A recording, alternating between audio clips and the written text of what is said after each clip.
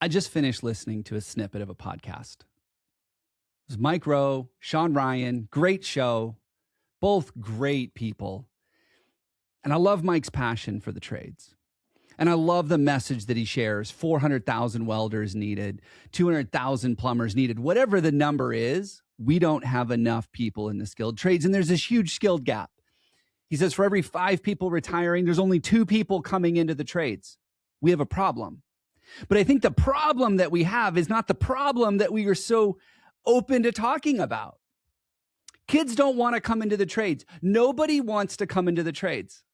We talk about it as a training issue. We talk about it as a pay issue. We talk about it as we don't have time issue. We're really quick to blame everything else except ourselves. And I'm sorry, but I've been around this industry long enough to know that the problem has nothing to do with training or too many jobs or too many data centers or too many ships that need to be built. It has nothing to do with the economy, has nothing to do with college, has nothing to do with any of the things that we are so easy to blame. We have not done the thing that we need to do. And that is to make this industry and these jobs and the leaders and the companies attractive to the next generation, attractive to the people who want to switch careers, attractive to the people who say, you know what? I want to spend 20 years in the same career or with the same company. We don't do that. You know why? Because it's too hard. We have to own it. We have to say we're the problem. The problem is not everyone else. We need to stop talking about the problem like it's everyone else. There are so many small contractors in this country right now. It doesn't matter if you're service, you're construction. It doesn't matter where you're at. There are a lot of small contractors, and they may not have the people, the expertise, the resources to train. So what do? We look to the local schools, we look to the municipalities, we look to the states, we look to all of this. And then we go, you know what? If I bring someone new in, it takes 4 years of an apprenticeship before I can license them and put them out on their own. When are we going to talk about the problem that across this country, there are a million different regulations and rules to get licensed, to be able to do this work? No one's talking about that. Why? Because then we have to get the government involved. And anytime the government gets involved, you know we're never going to make it in time. But the government has put all of these rules in place to bring people in these trades. And so what we tell people is, hey, you need to make tiny money, $18 an hour, $20 an hour while you're going through this apprenticeship program so that you can get licensed, so that you can be an electrician. And we tell them we're going to treat them poorly. They're going to do the grunt work that none of the licensed electricians want to do. We're going to have an entire group of leaders that have no idea how to lead, how to encourage, how to motivate, how to coach, teaching them the trade. And they look around and say, this is dumb. Why would I want to do this? We have made the barrier to entry so high because we have poor leaders, we have poor marketing, we have an industry that has a reputation for treating people like garbage. And I'm sorry, but if you don't believe that, just do a Google search and how people are treated in the trades. It's not hard to find. There's a reputation out there that says this is not a career that you choose as your primary career. It's a backup. And you know why it's a backup? It's a backup because it sucks. It's a backup because we're going to treat you like garbage. It's a backup because you're going to get hazed. It's a backup because all of the existing leaders in the industry right now are saying, kids these days are such wimps. Kids these days are so lazy. You know, back in my day, we didn't have to do it this way. Back in my day, if my boss told me to be here at 5 a.m., I was here at 4:45 and I was ready to go. Well, it's a different world. The economy is completely different. We are connected to information like we've never been connected before. We're connected to our friends and our social groups like we've never been connected before. And we have an industry that is sat stagnant. They're sitting still. They're not doing anything new. They're sitting around going, you know what?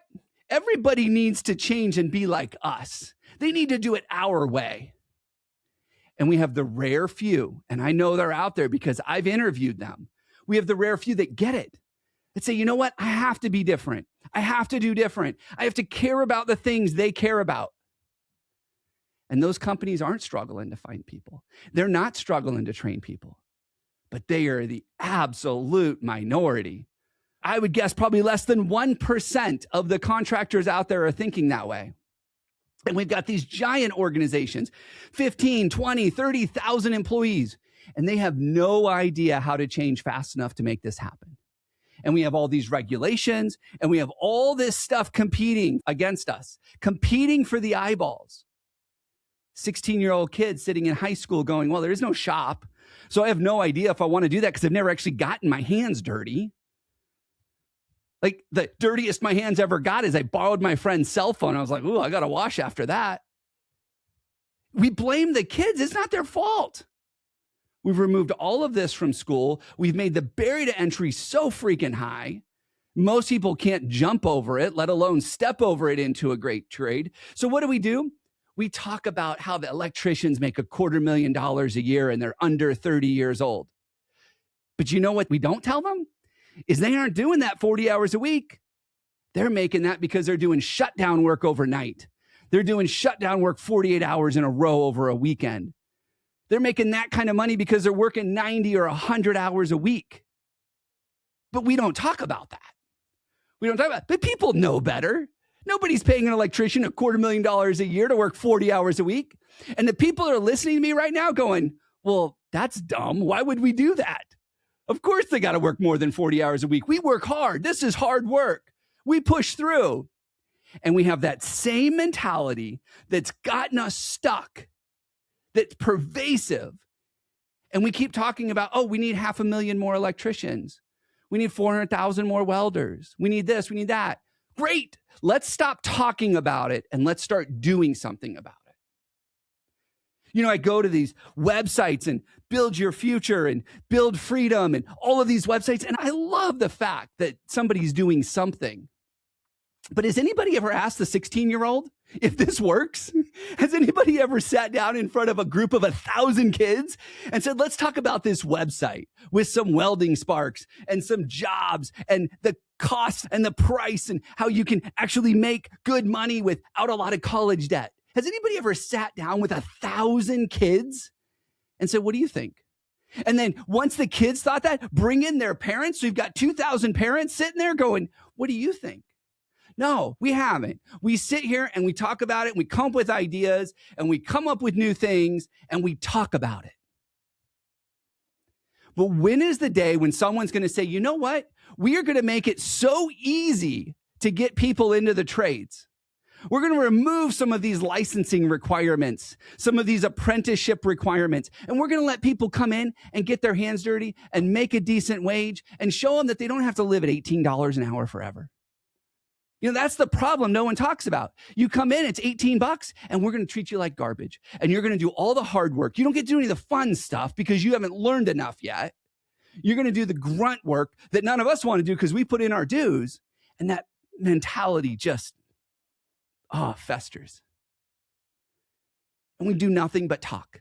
And we talk and we talk. I don't need to hear that we have 500,000 or 1.5 million or all these people and we have all of these job openings and they're not there in data centers. Oh my gosh, what are we going to do then?